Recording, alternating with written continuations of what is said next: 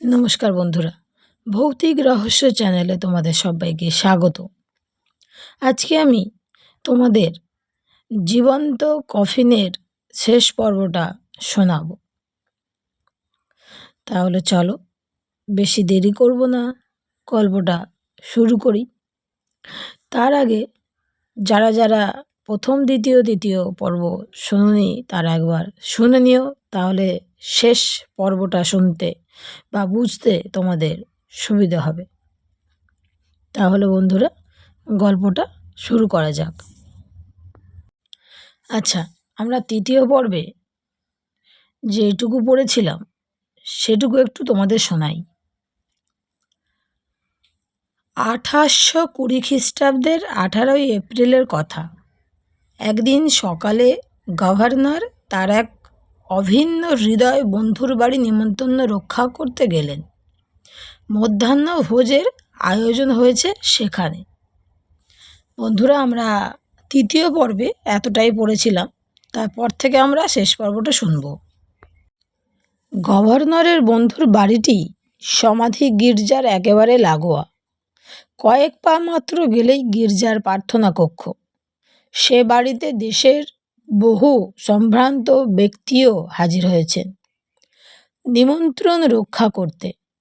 চায়ের টেবিলে বসে দীর্ঘ আলাপ আলোচনা হলো সবার সঙ্গে। বিভিন্ন প্রসঙ্গ নিয়ে কথা চলতে চলতে একসময় এলিট ভোল্টের কথা পারলেন একজন প্রবীণ নিমন্ত্রিত অতিথি। ভোল্টের ভুতুড়ে কাণ্ড কারখানার প্রসঙ্গ নিয়ে একসময় সবাই তুমুল তর্ক শুরু করে দিলেন। আলাপ আলোচনা ও তর্ক বিতর্কের কোনো স্থির সিদ্ধান্তে পৌঁছাতে পারলেন না। শেষ পর্যন্ত গভর্নর ধৈর্য হারিয়ে ফেললেন। হবে নাই বা কেন, কাহাতকার মাথা ঠিক রাখা যায়।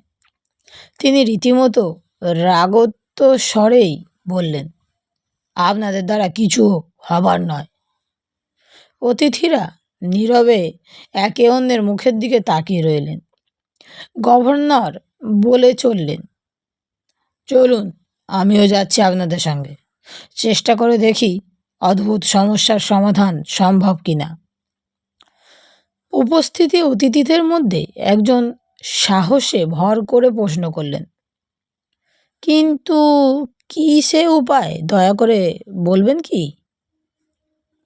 আগে আমরা যাব এলিট ভোল্টে। তারপর? আগে সেখানে তো যাওয়া যাক, পরবর্তী পদক্ষেপের কথা সেখানে বসেই স্থির করা যাবে। আপনার নির্দেশ। নির্দেশ নয়, অনুরোধ।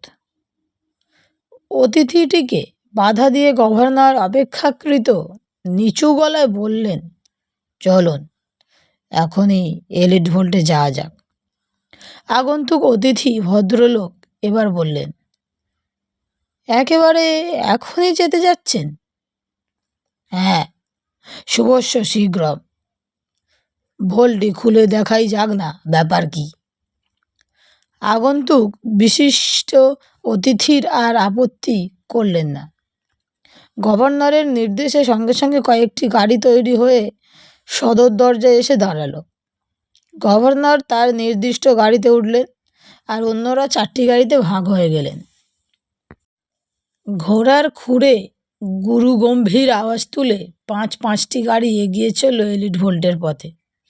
কিছুক্ষণের মধ্যেই গভর্নর ও রাজ্যের বিশিষ্ট ব্যক্তিদের নিয়ে গাড়িগুলো ভোল্টের দরজায় পৌঁছে গেছে। গভর্নরের নির্দেশে 8 জন গাট্টাগোট্টা নিগ্র যুবক আগেভাগেই এলিট ভোল্টের দরজায় পৌঁছে গেছে। গভর্নরের গাড়ি থামতেই তারা ছুটে এসে গাড়ির সামনে দাঁড়ালো। প্রভুকে অভিবাদন করে আদেশের অপেক্ষায় রইল। গভর্নরের দেহরক্ষী গাড়ির দরজা খুলে তার নামার ব্যবস্থা করে দিল। গভর্নর গাড়ি থেকে নেমে নিগ্রোদের উদ্দেশ্যে বললেন, দরজা থেকে পাথর সরিয়ে ভেতরে যাওয়ার রাস্তা করো। প্রভুর নির্দেশে অনুগত ভৃত্যের মতো নিগ্রোরা সিমেন্টের গাঁথুনি ভেঙে পাথর সরানোর কাজে এগিয়ে গেল। 9 মাস আগে গাঁথুনি দিয়ে সিলমোহর করে রাখা হয়েছিল। এতদিন পরেও সিলমোহরগুলো এতটুকুও ক্ষতি হয়নি, কোথাও ভেঙে যায়নি, এমনকি সিমেন্টে চটেওনি কোথাও। সিলমোহরগুলোকে অক্ষত দেখে গভর্নর অন্তত এই বিষয়ে নিঃসন্দেহ হলেন। পাথর সরিয়ে কেউ ভোল্টের ভেতর ঢোকেনি। জোয়ান মরদ নিগ্রহগুলো ভোল্টের দরজার কাছে গিয়েই থমকে দাঁড়িয়ে পড়ল। অবাঞ্ছিত ভয়ে ভীত তাদের মনের ওপর ক্রিয়া করে চলেছে। চোখের তারায় আতঙ্কের ছাপ, মুখ ফ্যাকাশে। গভর্নর বাজখাই গলায় গর্জে উঠলেন, দাঁড়িয়ে রইলে কেন? গাঁথনি ভেঙে পাথরের চাঁইটি তাড়াতাড়ি সরিয়ে ফেলো। নিগ্রোরা হাতুড়ি বাটালি নিয়ে ভীত সন্তুষ্ট পায়ে দরজার কাছে গেল। একের পর এক হাতুড়ির আঘাত হানতে লাগলো নিগ্রোরা। সমস্যায় পড়ল। সিমেন্ট জমে পাথরের মতো শক্ত হয়ে গেছে। হাতুড়ির ঘা পড়ার সঙ্গে সঙ্গে আগুন ছিটকে বেরোচ্ছে। কিন্তু কাজটি যতই কঠিন হোক, সমাধা করতেই হবে। গভর্নরের আদেশে অগ্রাহ্য করবে সাধ্য কি? দারুণ শীতের মধ্যেও হতভাগা নিগ্রহগুলোর গা দিয়ে ঘাম ঝরতে লাগলো। দীর্ঘ সময় ধরে অমানসিক পরিশ্রম করে শেষ পর্যন্ত ভোল্টির দরজার সিমেন্টের গাঁথুনি কাটা সম্ভব হলো। আসল সমস্যা দেখা দিল দরজার মুখের বিশাল আয়তন পাথরটি সরাতে গিয়ে। আটজন জোয়ান নিগ্রো হাতির শক্তি নিয়োগ করে পাথরটিকে বারবার ঠেলতে লাগলো। কিন্তু হায়, এত চেষ্টা ব্যর্থ হলো। পাথরটিকে দরজা থেকে এক তিলও সরাতে পারল না। ব্যাপার দেখে নিগ্রোগুলো আতঙ্কে একেবারে মুষড়ে পড়ল। এমনিতেই ভোল্টে ঢোকার কথা শুনতেই গায়ে জ্বর এসে গেছে, আধমরা হয়ে পড়েছে। তার ওপর পাথরটির স্যাপার দেখে অবস্থা একেবারে সঙ্গীন হয়ে পড়ল।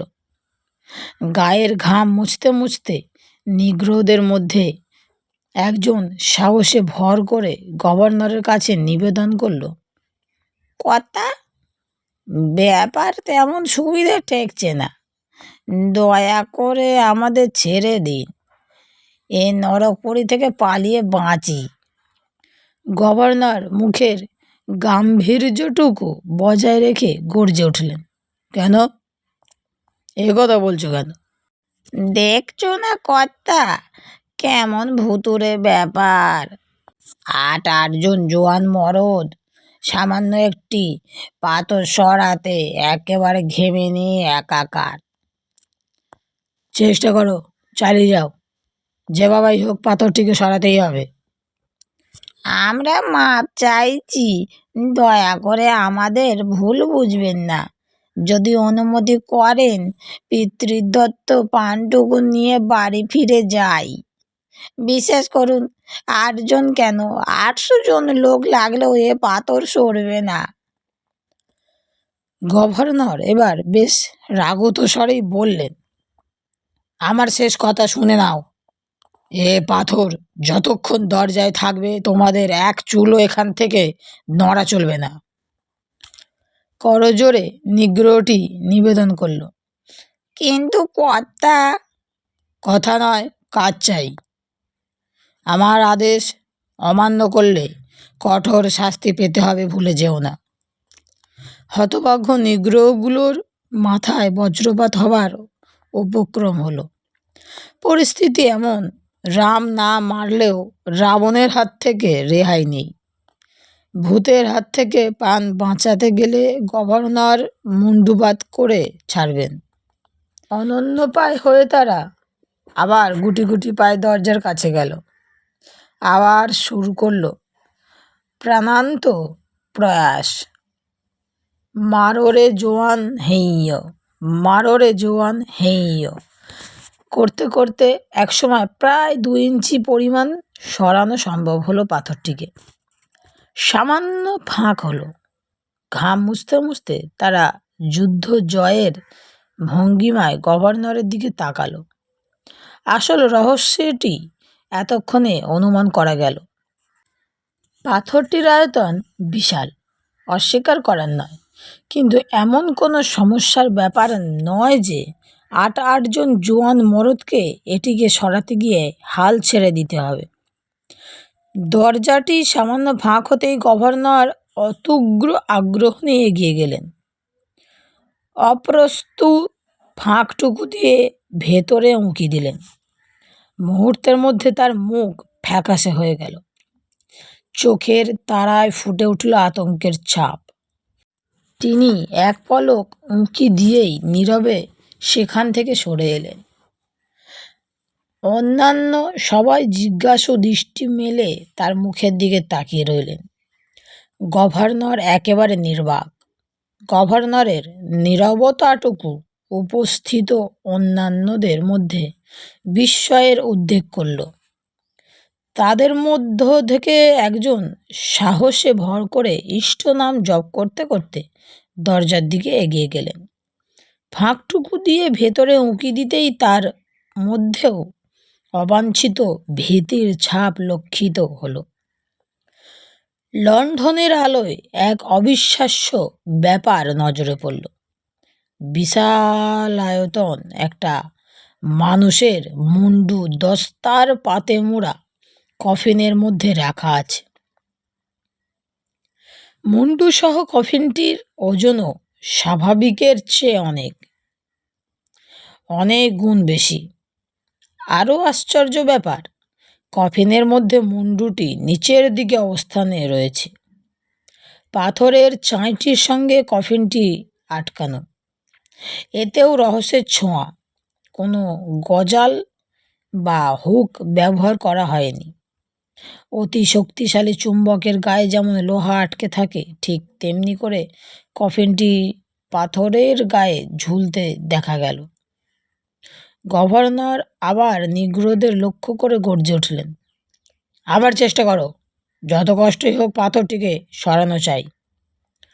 অসহায় নিগ্রোগুলো হতাশ দৃষ্টিতে একে অন্যের মুখ চাচাই করতে লাগলো।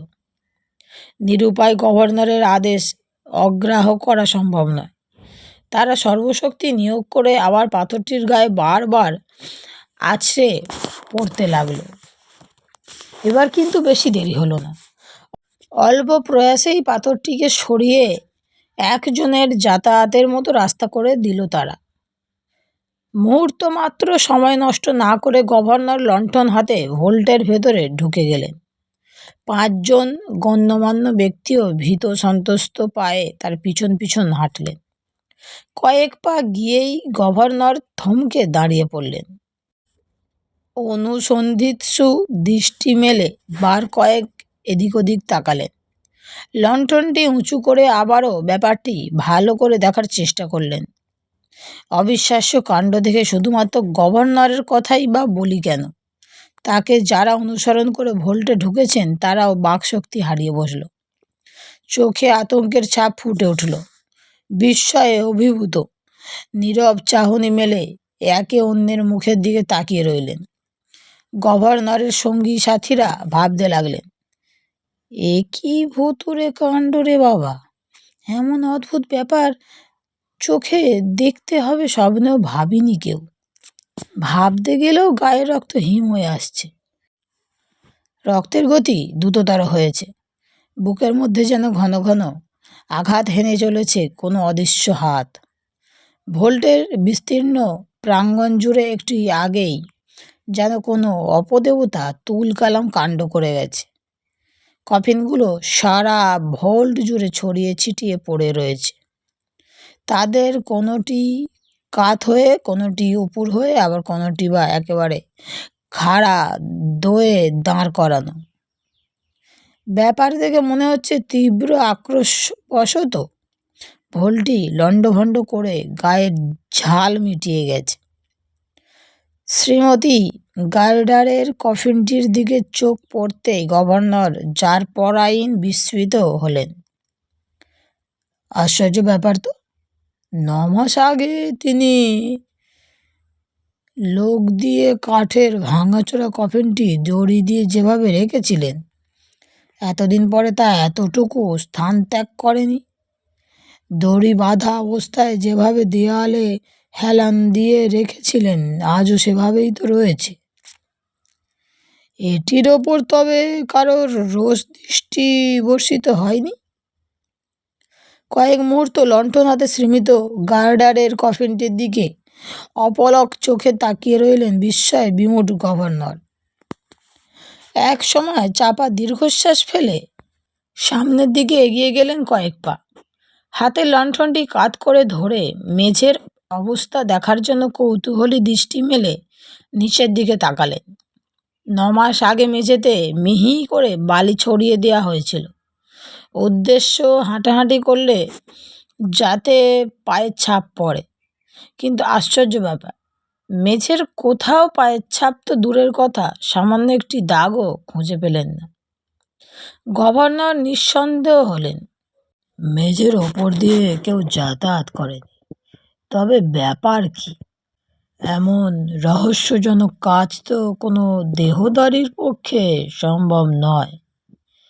শুধুমাত্র মানুষই নয়, যত ছোটই হোক, জন্তু জানোয়ার ভোল্টের ভেতরে ঢুকলেও তাকে মেঝের ওপর দিয়ে ভোল্টের অন্যত্র যেতে হবে। তারই বা চিহ্ন কোথায়? অবিশ্বাস্য ব্যাপারটি প্রত্যক্ষ করে গভর্নর বুকের ভেতর কম্পন অনুভব করলেন। হাতের লণ্ঠনটি থরথরিয়ে কাঁপতে লাগলো। পা দুটো বিশ্বাসঘাতকতা করতে চাইছে না। শরীর ক্রমেই আড়ষ্ট হয়ে আসছে, মুখ দিয়ে রা বেরোচ্ছে না। দুর্বল পা দুটোকে কোনো রকমে টেনে টেনে গভর্নর কয়েক পা পিছিয়ে সঙ্গীদের কাছে ফিরে এলেন। তার চোখের তারায় ভীতির ছাপ সুস্পষ্ট। ভোল্টের দরজা দিয়ে বেরোতে গিয়ে গভর্নর দরজার কাছে থমকে দাঁড়িয়ে পড়লেন। সঙ্গীদের দিকে মুখ ফিরিয়ে কাঁপা কাঁপা গলায় কোনো রকমে উচ্চারণ করলেন, তো তবে কি সত্যি ভূতের কাণ্ড? অলৌকিক কোনো কিছুর গোপন হাত না থাকলে এমন অবিশ্বাস্য তো ঘটতে পারে না। গভর্নরের সঙ্গে সেদিন যেসব বিশিষ্ট ব্যক্তি এলিট ভোল্টে গিয়েছিলেন, তাদেরই একজনের মুখ থেকে শোনা গেল নিগ্র মিস্ত্রি দিয়ে ভোল্টের সদর দরজা থেকে শুরু করে প্রতিটি জায়গা পরীক্ষা নিরীক্ষা চালানো হয়েছিল। মিস্ত্রিরা ভোল্টের ছাদে উঠে বহু চেষ্টা করেছে ফাটল বের করতে, দেওয়ালের গায়ে ফাঁক ফোকর বের করতেও কম চেষ্টা করেনি। আর মেঝে 9 মাস আগে গভর্নরের উপস্থিতিতে সে মিহি বালির পুরু আস্তরণ দিয়ে যাওয়া হয়েছিল, তখনও ঠিক তেমনি ছিল। কোথাও এতটুকু আঁচড় পর্যন্ত পড়েনি। তাহলে তুলকালাম কাণ্ড কে বা করে গেল? এ কি তবে মানুষেরই কাজ? কিন্তু তাই বা বলি কি করে? এমন অবিশ্বাস্য রহস্যজনক কাজ মানুষের পক্ষে সম্ভব ভাবতেও উৎসাহ পাওয়া যাচ্ছে না। মানুষ যত শক্তিশালী পালোয়ানি হোক না কেন, তারও শক্তি সামর্থ্যের সীমা আছে। একটি নির্দিষ্ট গণ্ডির মধ্যে মানুষের গায়ের বল সীমাবদ্ধ। তবে এত বড় বড় কফিনগুলোকে নিয়ে ভলিবল খেলা মানুষের পক্ষে সম্ভব কল্পনাও করা যায় না। একে তো পুরো কাঠ দিয়ে তৈরি, তার ওপর দস্তার পাত দিয়ে চারিদিকে মুড়ে দেওয়া হয়েছে। সব মিলিয়ে এক একটি কফিনের ওজন কম হয়নি। তাই বলতেই হয়, অসুরের শক্তিধরের পক্ষেও এগুলো নিয়ে লাফালুফি খেলা কিছুতেই সম্ভব নয়। তবে এরকম একটি অলৌকিক কাণ্ডের নায়ক কে বা কারা? ভোল্টের মধ্যে অবিশ্বাস্য পদ্ধতিতে ঢুকে কে এমন কাজ করে গেল? আবার এও কম রহস্যজনক ব্যাপার নয়। শ্রীমতী গার্ডারের কফিনটি কিন্তু ভুলেও ছোঁয়নি।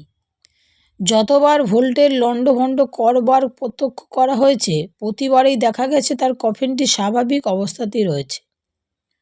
কেন কেন এমন অবিশ্বাস্য বারবার ঘটছে এলিট ভোল্টে?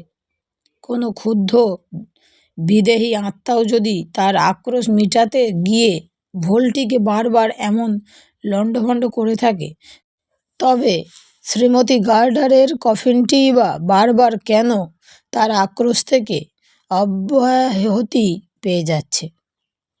দীর্ঘ অনুসন্ধান চালিয়ে একে ওকে জিজ্ঞাসাবাদ করে দেখা গেছে এলিট ভোল্টের যে একটি কফিন রক্ষিত হয়েছে তাদের মধ্যে একমাত্র শ্রীমতী গার্ডারের স্বাভাবিক মৃত্যু হয়েছে, আর অন্যান্য তিনটির তাদের প্রত্যেকের মৃত্যুই অস্বাভাবিক। তিনটি কফিনে যাদের মৃতদেহ রক্ষিত হয়েছে প্রত্যেকের মৃত্যুর পিছনে কোনো না কোনো অপঘাতজনিত কারণ রয়েছে। ডরকাস আত্মহত্যার মাধ্যমে মৃত্যুকে ত্বরান্বিত করেছিল, আর টমাস সেও অনন্যোপায় হয়ে আত্মহত্যার পথকেই বেছে নিয়েছিল। আর তৃতীয় কফিনটি হচ্ছে মহামান্য ব্রুস্টারের। তিনি ছিলেন যেমন অত্যাচারী তেমনি নৃশংস। ক্রীতদাসরা তার বল্গাহীন অত্যাচারে অতিষ্ঠ হয়ে শেষ পর্যন্ত তাকে হত্যার চক্রান্তে লিপ্ত হয়। সুযোগ সন্ধানী ক্রীতদাসদের একজন রাত্রির অন্ধকারে নির্মমভাবে তাকে কুপিয়ে মেরে প্রতিশোধের জ্বালা নেভায়। এলিট ভোল্টের ধারে কাছের বাসিন্দাদের সঙ্গে কথা বলে জানা গেছে এলিট ভোল্টের মধ্যে প্রতিদিন যে দক্ষযজ্ঞ ঘটে তার পিছনে নির্ঘাত কোনো মানুষের হাত নেই। অপঘাতজনিত কারণে মৃত্যু হওয়ায় তাদের অতৃপ্ত আত্মা মৃত্যুর মধ্যে দিয়ে শান্তি পায়নি, বরং ক্ষুব্ধই হয়েছে। ডরকাস, টমাস ও স্যামুয়েল ব্রুস্টারের ক্ষুব্ধ আত্মাই এলিয়ট ভোল্টের মধ্যে প্রতি রাতে দক্ষযজ্ঞ বাধায়, তীব্র আক্রোশে দাপাদাপি করে বেড়ায়। অবিশ্বাসীরা হয়তো বলবেন অসম্ভব, ভূতপ্রেতের অস্তিত্ব কিছুতেই মন থেকে মেনে নিতে পারবেন না।